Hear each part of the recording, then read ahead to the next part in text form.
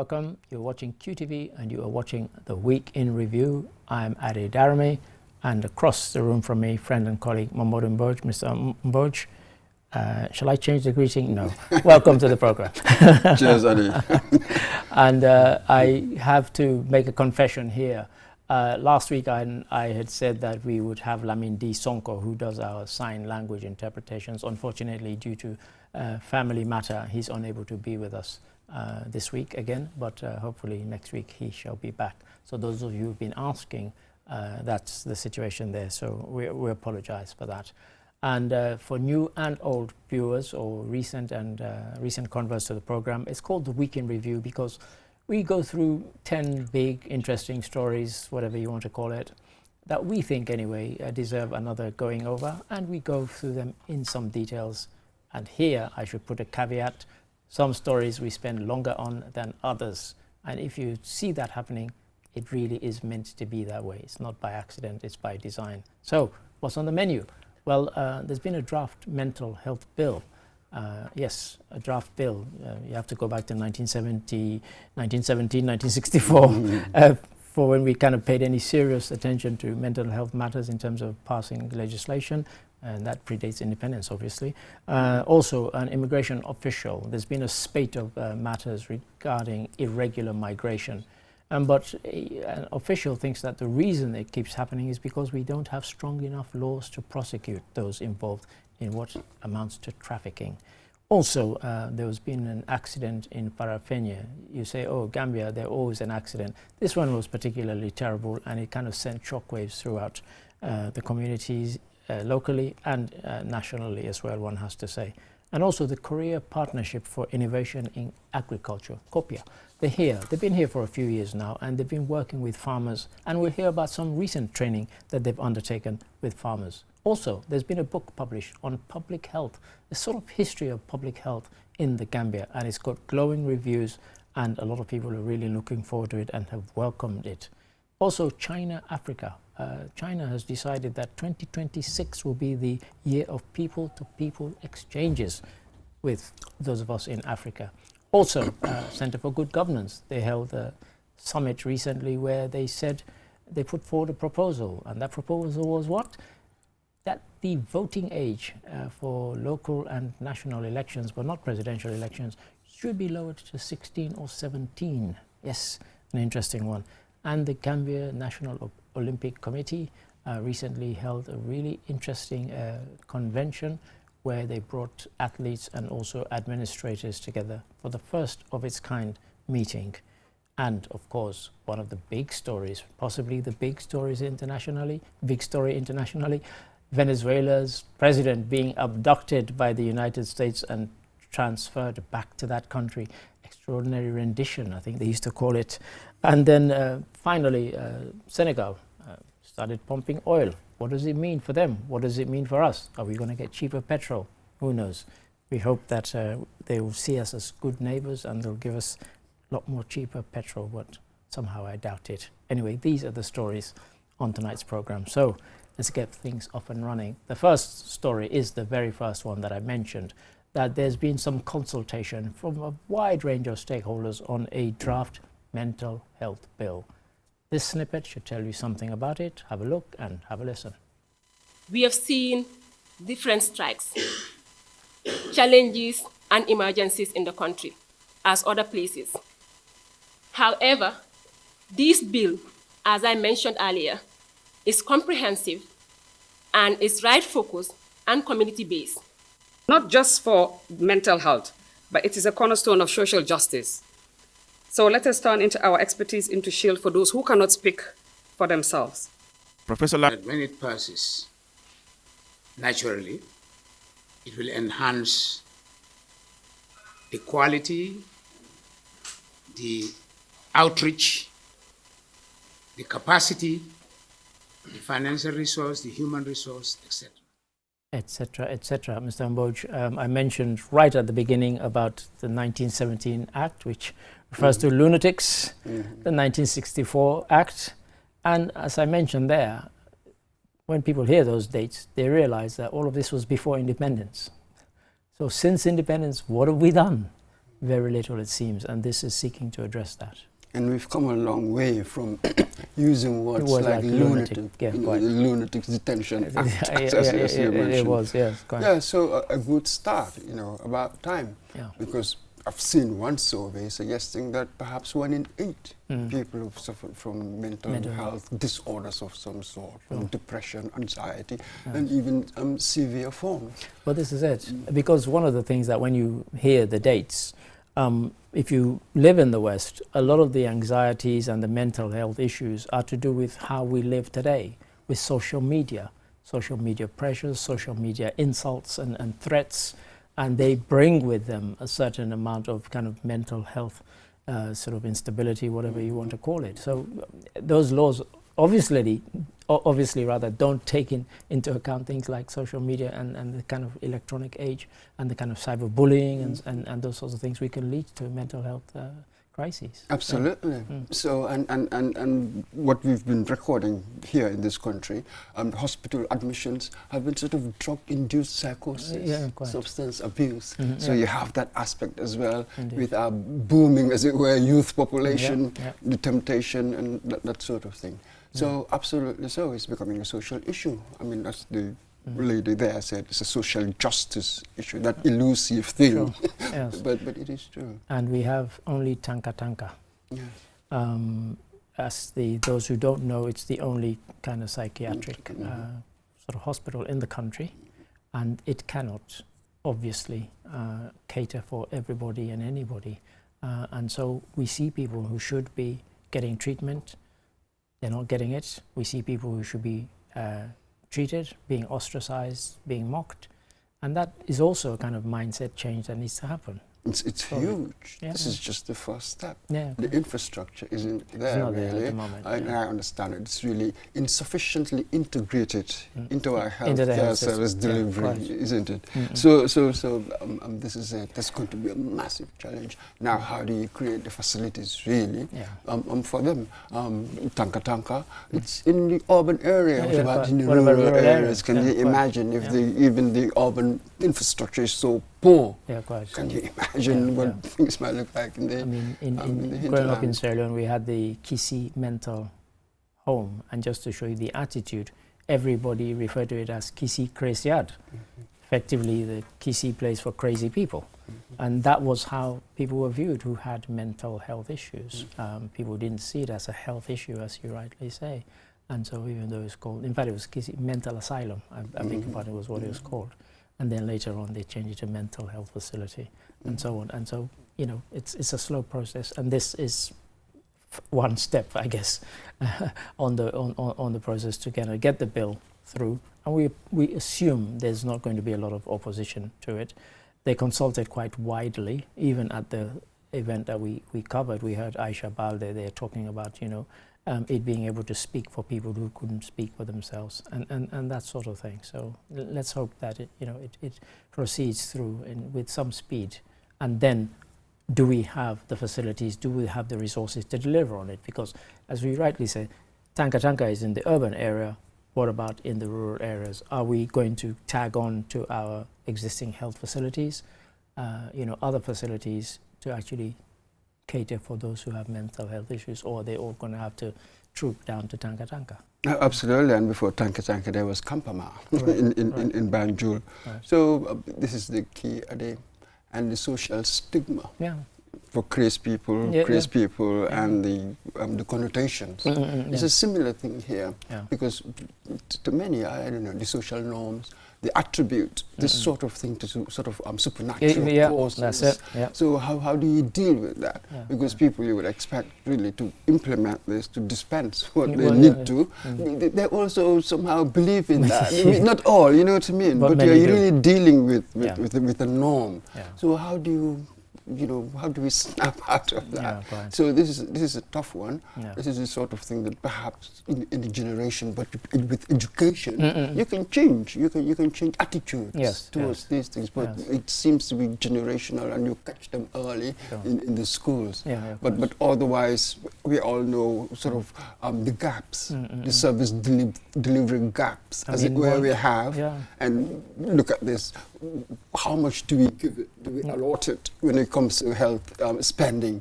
One report I read said less than 1 or 2%. So that tells you really, even though government will say that, you know, we are committed to this or we are committed to that, but where we know that you really prioritize it is how much money you give it in your budget. This is it. And the story I'm about to tell, I have to tell with a caveat because I don't know whether it was true or not, but an office colleague told me that they were aware of a family who had somebody in the family who had mental health issues, and because they didn't want the person out in the community, they chained that person in the house. Absolutely. Permanently. Yep, that's the stigma. You don't want people to know that. That's it. Absolutely. And that really horrified me, and she swore that it was true. But those are the kind of things that we need to change as well. That's it. But how do you do that? Yeah. Because certainly that person, I cannot see the person changing. So perhaps the next generation, we catch them early. I think this is how we can really make a shift. Indeed. You know, otherwise we're going to be very strict in our enforcement. Otherwise we're going to look like, you know, a very tough sort of police, you know, tough cop, as it were. So these are the issues that we face. But this is a good start. It's a start. You know, that 1917 Act, I mean, quite ridiculous in our age now. And we take it on from there. Yeah, indeed. Thank you for that. A very different matter. In recent weeks, there's been a spate, even a spike, you might say, as well, in the numbers of people who are making irregular journeys through the Gambia. The Gambia has become something of a hub, it has to be admitted. And an immigration official thinks part of that is because we don't have tough enough laws to sanction those who engage in this trade. Have a look, have a listen.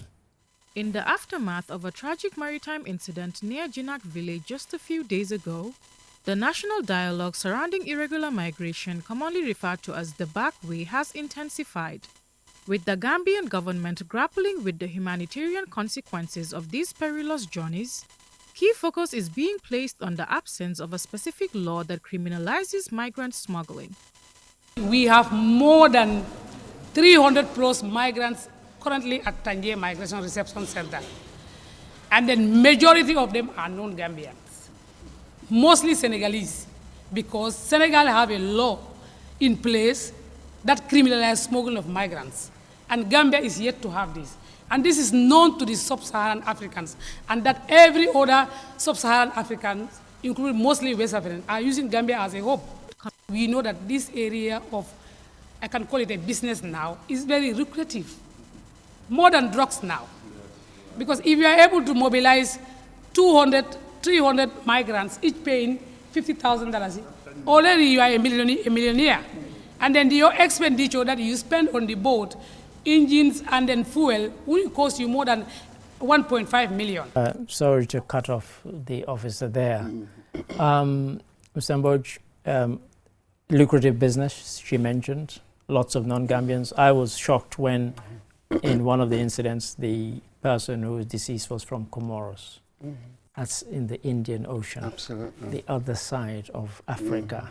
And that person had somehow made their way all the way here because they'd heard. There were Sierra Leoneans, there were people from Mali, Senegalese, of course, as they said. In Senegal, yes, they criminalized it, but also they're still working with the French to patrol their coasts. So there's that. But for the Gambia, Mr. Mboj, we don't have the laws, so we catch the people, we hold them for a while, we turn them loose. And some of those same people get involved in the practice all over again. And it's a global village. Because people travel and the like. So this is interesting though, but I couldn't quite understand what she said there. The people in their custody, you know, in the detention. But these people are the travelers, they're making the journey. I doubt if the smugglers actually join them. So this is it. So what are we talking about? Is it the act of wanting to go the back way that in itself would be a crime, or those who organize it, the smugglers? Well, when in the wider article, rather piece there, she talks about the people who organize it.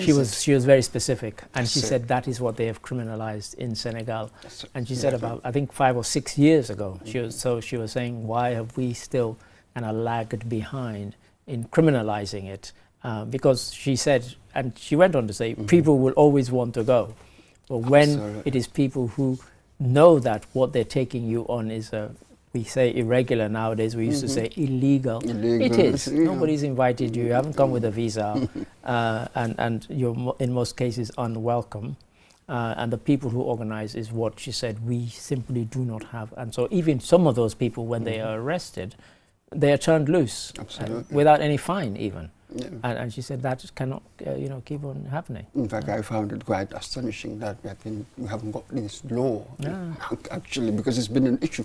It's been an issue for a while. I mean, when I came here in 2019, towards the end of 2020, there was an incident where 12 Sierra Leoneans were amongst the chap who was arrested as the agent, I assumed was going to be prosecuted. When I asked the guy from Gambia Immigration Department, he said, we took him to the station, but then we had to let him go. I was shocked because it's not a new issue. Absolutely. And obviously that person was an agent, and in fact the Sierra Leonean guy told me that they had paid in dollars at the time $2,500 each, family of 4. And they'd all been nabbed, and he was wondering what they were going to do now because they were now stranded in the Gambia, couldn't make their way back to Sierra Leone. And I suspected that they were going to have some more money wired to them and they were going to make another attempt. But the agent, cut a long story short, was not prosecuted. And to my knowledge, since I've been here, not a single agent who was arrested with the bag of money, that's another issue, has ever been prosecuted. Absolutely. Unbelievable there, isn't it? We've got a law on trafficking, human trafficking, but not the migrant smuggling. As it were. Yes, and, so, yes. So hopefully this can make a difference, because really it's a problem where you have to attack it from many fronts. Yes, indeed. This is just one front. There are other fronts that together, then perhaps one might deter, as it were, from some form of deterrent. But the way things are going now, it seems that we haven't got the solution yet, really, to stop it. The very fact that, look at what happened in Jinak. It's happening all the time. So we haven't got the solution yet. We still do not know what to do. And by the way, just before we came on air, believe it or not, there was another raid on Jinak and another 100 people were rounded up. Like minutes before that one, so that was today. But thank you for that, Mr. Ambush. It is a major problem. Another frequently occurring thing here in the Gambia are road traffic accidents. Some are more horrible than others, and some are more scary than others, and some gain a lot more traction than others. This next story is certainly one that did all of that. Have a look, have a listen. The accident is believed to have happened in the early hours of Wednesday morning. According to usually reliable sources, at least 7 people are confirmed to have lost their lives in the devastating road accident, which occurred when a 14-seater vehicle traveling from Soma collided head-on with a bus coming in the opposite direction. The collision occurred approximately 130 meters from the Farafenni military barracks. The aftermath from the crash can be seen in these images. Senegalese authorities have confirmed that both vehicles involved in the accident are registered in Senegal, and they say the death toll is higher. However, we await confirmation of that from Gambian authorities. As you heard there from Ansumana Esonyasi, we stuck with the figure that was given by the Gambia police. As he says in the report, the Senegalese gave a much higher figure. The police here said 7. We were not able to confirm whether it was more than 7, but we stuck with it.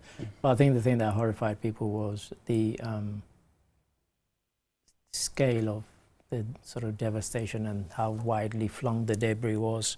And, the number of instant deaths and serious injuries, Mr. Mboj. And as I said, in the Gambia, we keep hearing about these things with kind of boring irregularity. And this one seemed to really shock people. Absolutely, the severity, scale and severity of it. Really, yes, by our standards. Even by our standards, this is unbelievable. And this is the same old problems, isn't Speeding, it? We do not quite know what happened. Curves. We don't know. But eyewitness accounts claim. yesterday claim that one car trying to overtake another at a curve, you know, really all signs of a bad decision already there. Yeah, I mean, it's true. And one of the reasons why I wanted to cover it is not just because of the severity of it, but also of the sort of daily things that I observe here. Where, I mean, even on my way to work this morning, and I swear I am not making this up, on 3 separate occasions at 3 separate zebra crossings, the drivers in the lanes next to me were driving at the people who were on the crossing, forcing them to jump out of the way, to the extent that when I sped up and caught up with one of them, I said, "Can you not see? You could have knocked down that pedestrian." He just went like that to me. I mean, you know, so the kind of driver education, because now I know in England, certainly for a number of years now, 15, 20 years, in fact, a friend of mine got a letter in the post saying that, you know, because of her speeding, she needed to go for a kind of driver education thing. So this is what they do now. So they don't fine you always.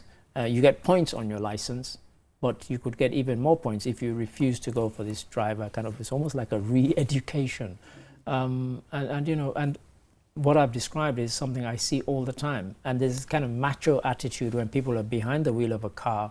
Even when I have right of way, there's somebody trying to force their way in and pick up speed so they can get in. And that, of course, leads to many, many accidents. So something like this, yes, they're both Senegalese registered, but you know, it happened here in the Gambia. And it's not to say that on another occasion, it could have been 2 Gambian registered vehicles. So, yeah. You know. Oh, absolutely. I take taxis fairly regularly. Often you see these kids.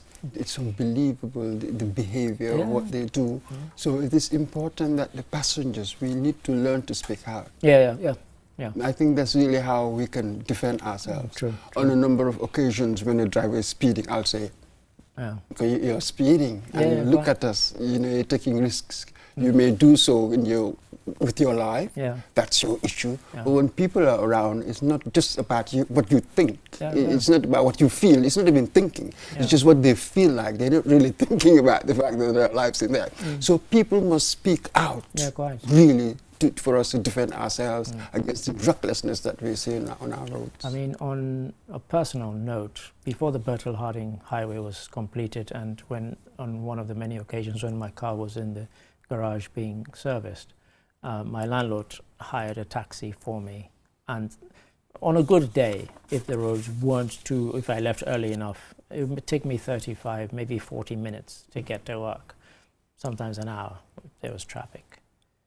And I'm not exaggerating, it took 19 minutes. And when I got to Kairaba Avenue and the guy asked me, "Shall I come and collect you later?" I said, "On 5 or 6 occasions today, you could have got us killed." I said, "There was no need for it. I kept telling you to stop, you wouldn't even listen." I said, "I will never get in your car again." I said, "Next time, go and die by yourself." I said, "That was reckless." I said, "If not for me, your next passenger, or even for yourself." And there were times when, because cars didn't want to crash head on with us, they would drive into the bushes. And he didn't care. Absolutely. And he just was laughing about it. And I thought, this guy's a lunatic. But okay, that's an extreme case, I take it. But there are people, the number of accidents I see, there are obviously a lot of people like that, who have no care for the rules of the road or for their lives or the lives of others. Oh, absolutely, and some of them can be quite fatalistic. How else can I put it about things? If God wills it, this will happen. If God doesn't, is that what you see? With that kind of mindset, it's extremely dangerous.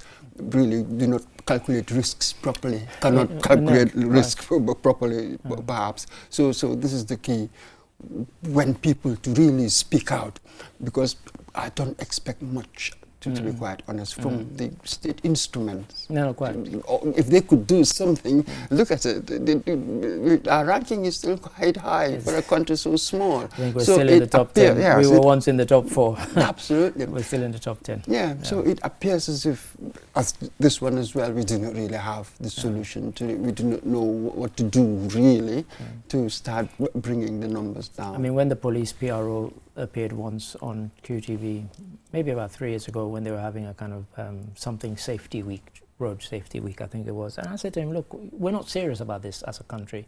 I said, because if we were, the cars that I see driving at night with no lights, happily driving with no lights, nobody stops them. And yet sometimes you go past police, either at a checkpoint or they're directing traffic. They never stop them and say, why have you got no lights on your car? I said, that shows you we don't care. So safety week, I said, the next time it's on, I won't even bother to take part in it because it's a nonsense. You know, we need to get serious about these things. Absolutely, and do you know what I see, be it at traffic lights here or when you go to what they call turntable roundabout Bruceby, the police and drivers, they're so cozying over to each other. It was just unbelievable. Yeah. Even when you do something wrong, there's a way that you can talk about it and then you just move on. There's really no enforcement as such. It's just a question of how do we just manage the status quo, really? Because to change attitudes, to make the numbers go down, or it takes tougher things really to do it than being cozying up and just managing the status quo. So condolences to those who lost relatives in this accident, but please, we need to do better. Thank you for that, Mr. Amboch.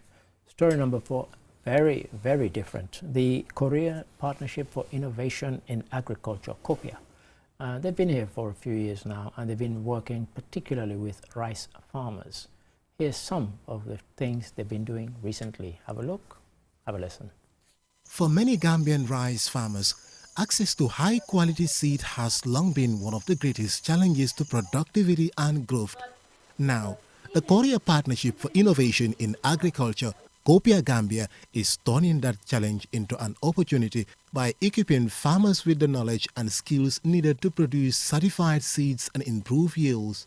The training covers essential topics such as land preparation, seed principles and classification, including proper planting techniques, water management, and weed control. The impact is both immediate and far-reaching: higher returns for seed producers, improved rice yields, increased adoption of improved varieties, and the expansion of certified seed production nationwide. It all sounds very rosy, but apparently it's not been so smooth in people kind of changing their attitudes.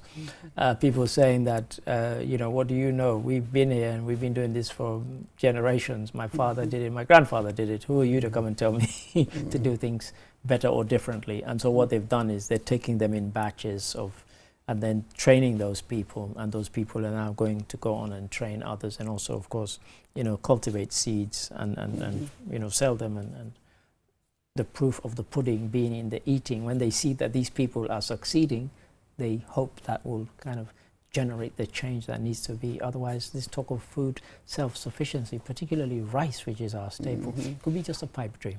Absolutely. But this is an interesting one, from beneficiaries to seed producers. Yeah. You know what I mean? You know, not merely the consumers of it. So absolutely. Key training in the areas that they need to be trained. And as you said, it's going to be very slow. This is, you know, social attitudes or norms. Things going to be very slow.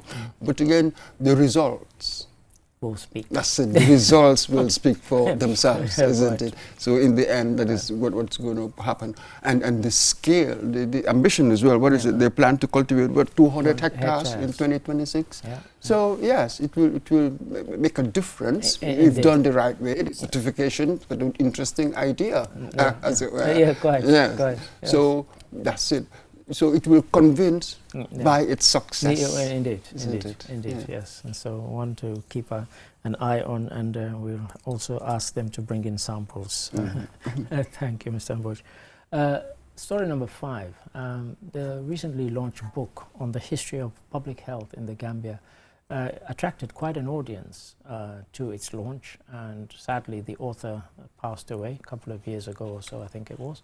But nonetheless, it was very, very well received, and this will tell you some of why it was so well received. The book highlights key milestones such as the contribution of the Medical Research Council, now MRCG at LSHMTM, to disease control and vaccine research, as well as recent achievements including the Gambia's elimination of trachoma as a public health problem and the introduction of digital health data systems. And the purpose of the book was clear: to fill the gap on documenting how public health services were handled, and secondly, more importantly, is to pass the torch of experience to the next generation. I think that gentleman said it all. Really, you know, something that will be a vital resource for health professionals, researchers, and of course, you know, others who are students. Yeah, very well, kind of very much needed, really, yes. Institutional memory. Yes, isn't it? indeed. We don't write much. That's exactly. Foreigners come and write, but we don't really write much, Oh, which is so important for civilization, isn't it? For our society, our culture, who we are, identity, and all of these things. So quite interesting. This is sort of stuff that even if you're interested in history, you don't have to be a medical personnel. But some of us, you know, chatting what public health from the colonial era up to, and in fact, apparently, a significant chunk of it is about the history, which of course, as the book says, that's in the history of public health. That's it. What we introduced, how we combated diseases, as it were, post-independence with vaccines and inoculations and primary health care, primary health care. So this is very much welcome, really, for everybody. Researchers, that would be fantastic for researchers.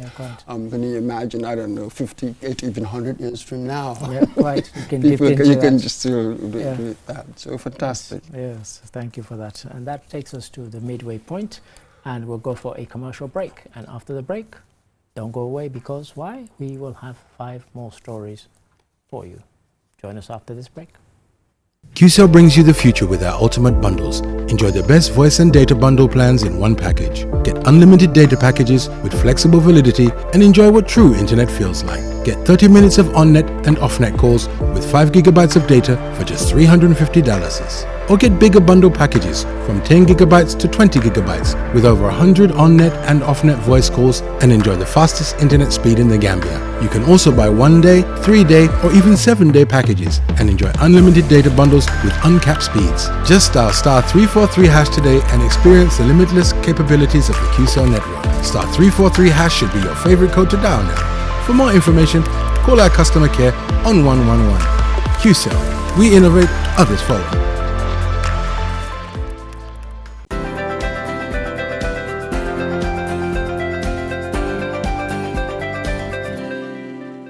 Hello and welcome, or I should say welcome back in some instances. You're watching QTV and you are watching the Weekend Review. I'm Ade Darami, and across the table from me I have friend and colleague Mahmoud Mboj. Mr. Mboj, thank you for your interjections thus far. And an apology once again if you're just joining us, because I said at the top of the show that Lamindi Sonko, who normally does our sign language interpretations, is not with us for a second week in succession. But we hope, fingers crossed, that he'll be with us next week. Okay, so let's soldier on. Now, story number 6. Recent summit in Addis Ababa. You had the China-Africa 2026 Year of People-to-People Exchanges was launched. What's that all about, I hear you ask? This will tell you. Have a look, have a listen. Prime Minister Wang Yi emphasized that while economic cooperation remains a cornerstone, the 2026 initiative aims to deepen cultural and civilizational mutual learning. The program will include expanded youth forums, educational scholarships, and media collaborations designed to strengthen the ties between the two regions. Following the launch, President Xi Jinping sent a congratulatory letter. He emphasized that exchanges and mutual learning among civilizations drive progress and expressed hope that both sides would use the Year of People-to-People Exchanges to strengthen traditional friendship, expand youth and cultural exchanges, share governance experience, and advance modernization together. I think our colleague Yapatu Gay said it all there. A lot of expectations, and quite ironic with the kind of America First agenda, which is almost a kind of America only agenda.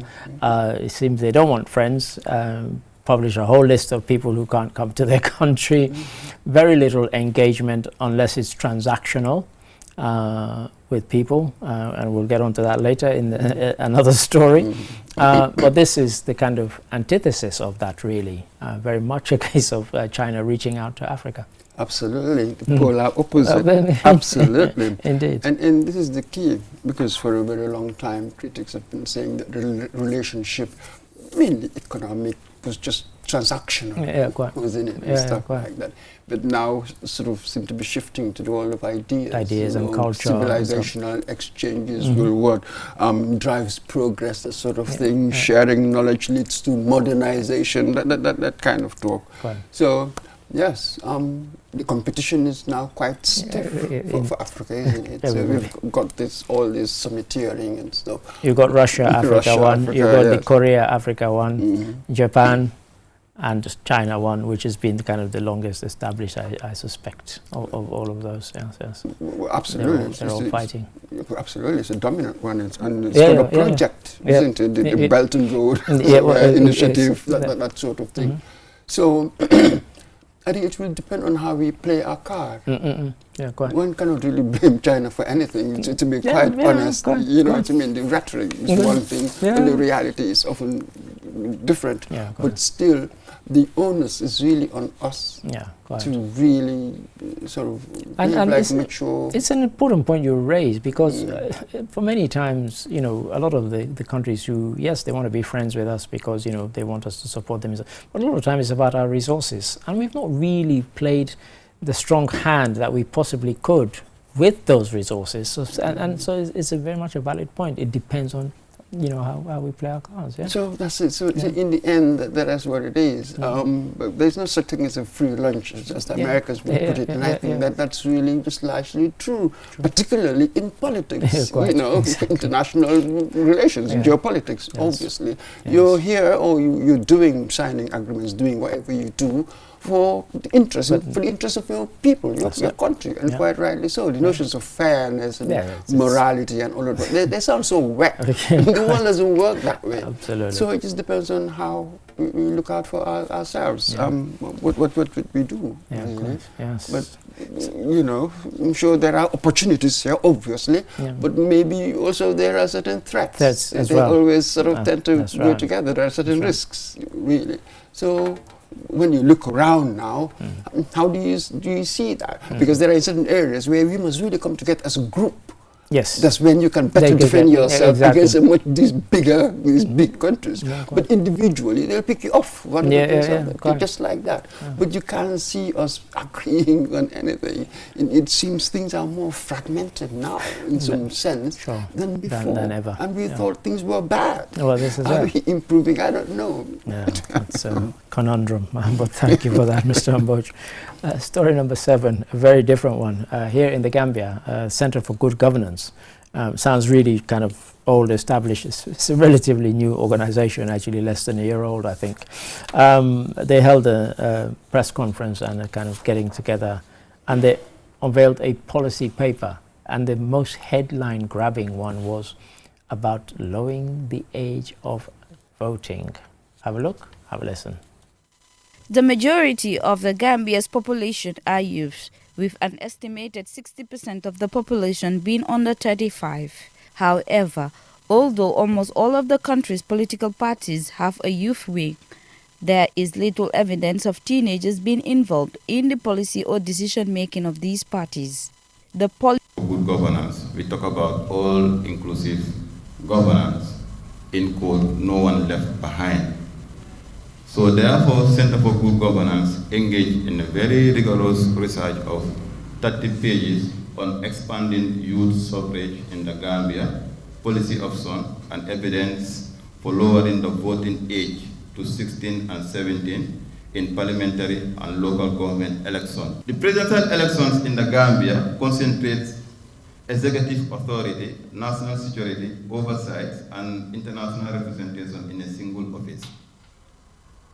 So comparative democratic party shows that most successful youth enfranchisement reforms begin at local or legislative levels, where political they begin at local youth involvement. Mr. Mboj, lowering the age, it's 18 at the moment, and yet we don't get a sense of a huge sense of those people who are in the lower bracket of that going out and voting. So I did wonder what the aim of this was. Did they really think that simply lowering the age will make suddenly teenagers switch from their TikTok to, showing an interest in representative politics, getting engaged? Absolutely, very, very interesting, isn't it? Well, first, the reason, as it were, for making this proposal, isn't it? Yeah. The demographics, I think mainly, 60% of our population below 35 and stuff like that. That's right. But I'm not sure whether demographics alone automatically, I'm not sure whether it is automatically justifies, as it were, such reforms. And then if you say, parliamentary and council elections, but not why not presidential? And the reason he gave there, which I deliberately left there, I left it there because it didn't convince me with what he said about why, those, because what he said effectively was that in other countries where they've done this, what they've shown, I think they used Scotland and Australia. Was it Austria? Austria, I think the person said Australia, and but I think they meant Austria. They're very different to the Gambia, and I couldn't see the kind of analogy between different political culture. To my mind, it's a very dubious comparison, which I thought was weak. And as you rightly say, it doesn't mean. And we've seen people make the mistake time and time again. You'll hear them saying, "There's a candidate standing for presidency in this country or that country. He's a youth." And all the youth will vote for it. It doesn't mean that. And as we said at the beginning of that story, every political party in this country has a youth wing. So if they were even bothered to vote, it's likely the youth wing people in that party will vote for somebody from that party, not for somebody who's not in their party, who just happens to be a youth. Oh, absolutely. So to me, I'm not sure about this 16, 17. I think 18, meaning that now you are an adult legally. I think 18 is not a bad point. Really, it's not a bad age at all. I do not know, because voting is really it's a complicated thing. Even adults don't do it well. You know how to sort of weigh, as it were, different proposals.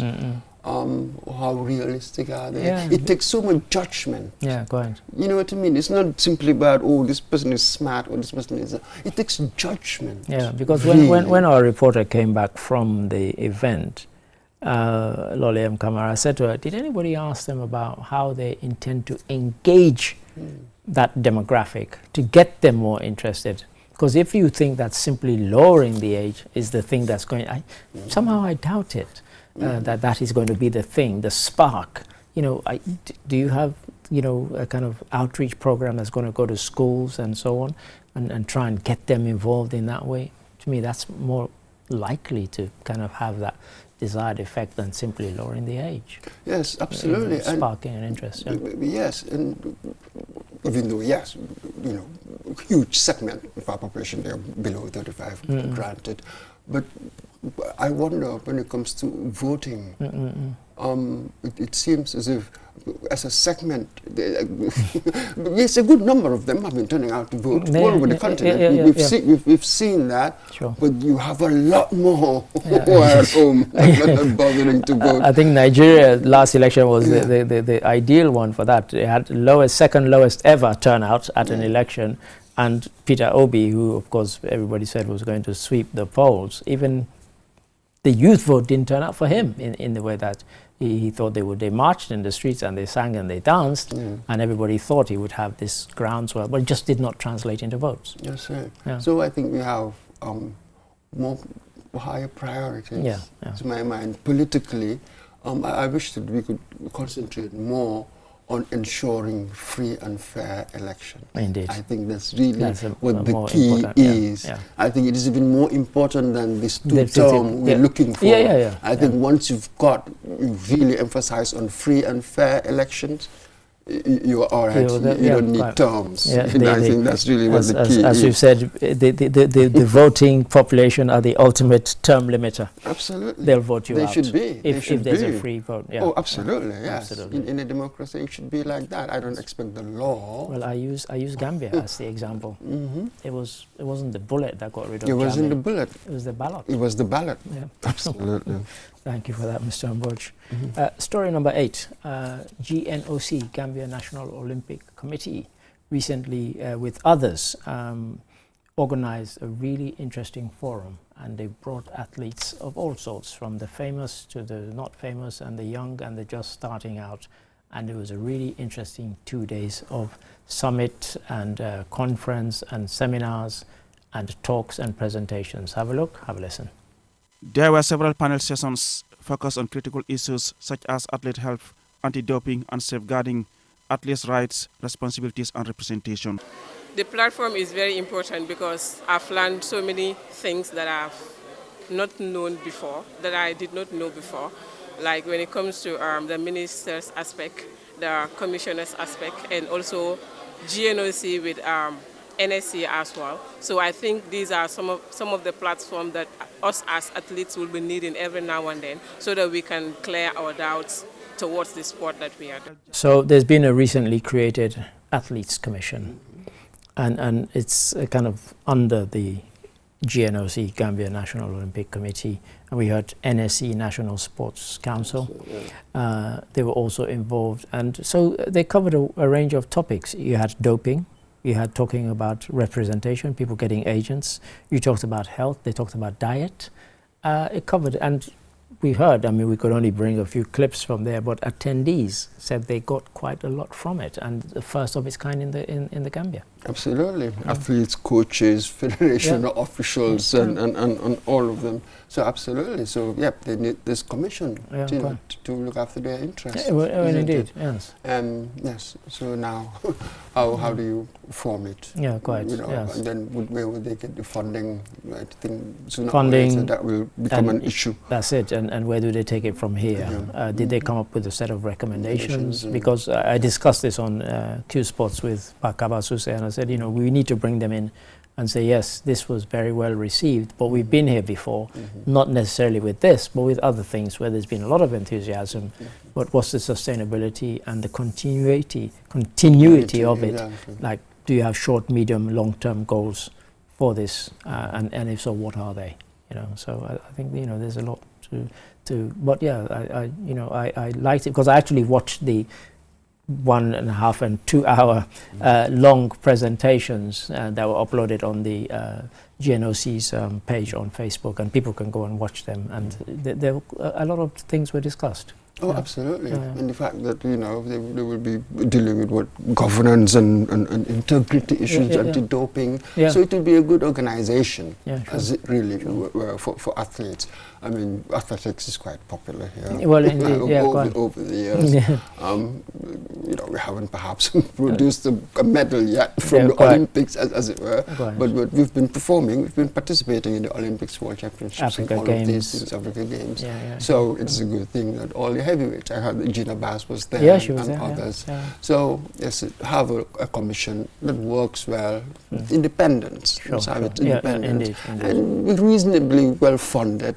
You know what I mean? Given the constraints, and perhaps they will also innovate, come with different schemes, as it were, of getting mobilizing resources somehow from outside. Which is exactly what I said on Q Sports. What normally happens. That's what I'm saying. Otherwise, all the great ambition they have will come to naught if they can't mobilize funds for sustainability. That's it. And where you have the kind of organization working well, then it's an encouragement for people to think that they could take up athletics. That sort of thing. You make it very attractive. I think it's one of the things that would make it attractive for kids to want to do that as well. But thank you for that. I totally agree with you on that. Story number 9. I think it's fair to say that since Donald Trump assumed office, and I listen to the BBC World Service sometimes, most times on my way to work, and I don't think there's been a day when he's not been in the news. However, this week he was in the news more than ever for something which, if you'd seen it in a Hollywood movie, you would have thought, this is rubbish. This can't happen. Well, guess what? It did happen. What am I talking about? I'll just say one word: Venezuela. Have a look, have a listen. According to U.S. officials, Venezuelan President Nicolas Maduro and his wife were taken into custody on Saturday following a large-scale U.S. military strike on Venezuela.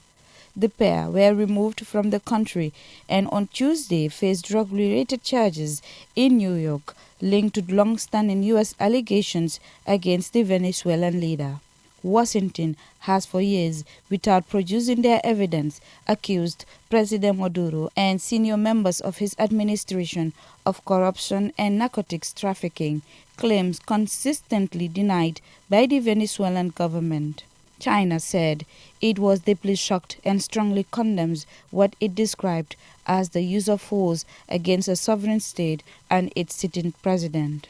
Russia, without commenting on the legality of the operation, said Britain would shed no tears over the end of what it considers Maduro's illegitimate regime. However, he did not explicitly endorse the U.S. military action. French President Emmanuel Macron said Venezuela's transition must be peaceful, democratic and respectful of the will of the Venezuelan people, expressing hope that opposition leader González could retreat. The capture of a sitting head of state by foreign military forces is a rare and highly controversial escalation, raising urgent questions about legality, regional stability, and Venezuela's uncertain path forward. That it has happened and the reaction to it is proof that the U.S. operates under different rules to the rest of the world. I think we've known for the longest time that the U.S. operates to different rules.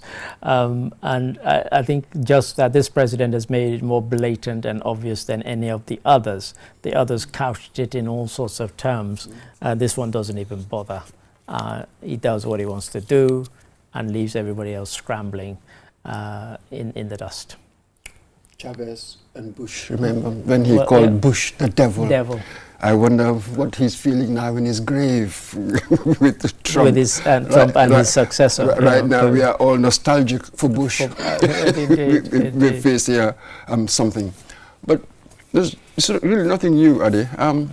Grenada, 1983, when the Americans attacked, and apparently Margaret Thatcher called Ronald Reagan, complaining, really going ballistic. And apparently Reagan had her on speaker, and everybody heard afterwards. He said, "Gee, isn't she marvelous?" That's Americans for you. Noriega, Panama. We also remember the leader, that. he was seized and served his time in a jail in America. So there's really nothing new here. So Trump has just sort of stripped off all the hypocrisies. That's it. That's really what's going on here. Stripped off all the hypocrisies. Yes, his style. Quite unnerving, unsettling style. But this been America. I mean, we suffered so much in the hands of Americans, because with us they used the CIA to create all kinds of, mischief on the continent, killing Lumumba really, and everybody else. So nothing new here really. Yeah, nothing new. And what's interesting is that people now look at the world and they don't realize that if you go back 30, 40 years ago, and say 30 years ago plus, when the Soviet Union dissolved, Americans were boasting that there's only one superpower left standing. And of course that they hadn't predicted the rise of China to where it is today. And we're kind of almost getting back to that now in terms of, the way that America has. And the reason why very few countries have said anything, of course, is because he hit almost every country, friend and foe, with tariffs. And they don't want to upset him by saying anything that might set, apart from Pedro Sanchez of Spain, who was quite critical, highly critical. Remember when the Soviet Union came apart. Of course, Francis Fukuyama's end of history theory. Not long after that, that was all consigned to the bin, as it were. But look at it now. Yes. So this is it. We're back to some form of gunboat diplomacy. Back to big power politics now. Gunboat lack of diplomacy. Yes, that sort of thing. Exactly. So that's what it is now. What the post-1945 settlement, as it were, what it was here to really to keep us away from that kind of thinking. Now, I don't know, maybe we are bored with that now. We want some adventure. Let's go for it. Let's go for it. And it seems we got no point, just strap what in can and we go, do? I and mean, go on the big adventure. power, that's it. I'm sure now Taiwan, they are now trembling, as you know what I mean, and people like Putin, they're loving Zelensky, it. So what next? When I'm done with Ukraine, it's going to give them difficulty. But they can play the long game. They've got the money, they've got the numbers, they've got all of that. They won the Second World War against Germany because of numbers. That's right. Not because of strategy or anything else, but just numbers. They've got the numbers. It's difficult. Yeah, very difficult. Thank you for that, Mr. Mboch. That takes us to our final story. Thank you for that. And much closer to home. Not quite home, but next door. Senegal.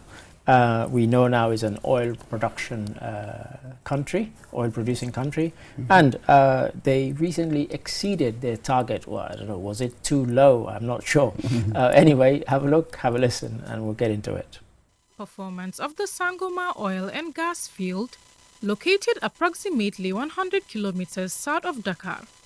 Operated by Australian energy major Woodside Energy, Sangomar has set a new regional standard for operational reliability since its launch in 2024.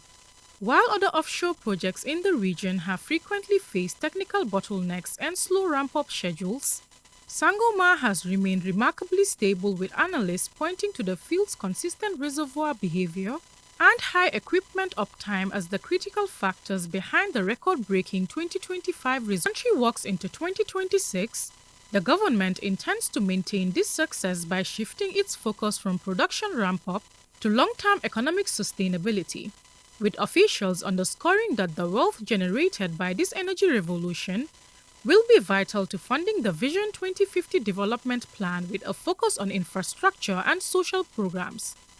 By shattering its 2025 targets, Senegal has sent a clear signal to the global market that it is no longer just a promising prospect, but an established energy powerhouse with sustainable room for future growth.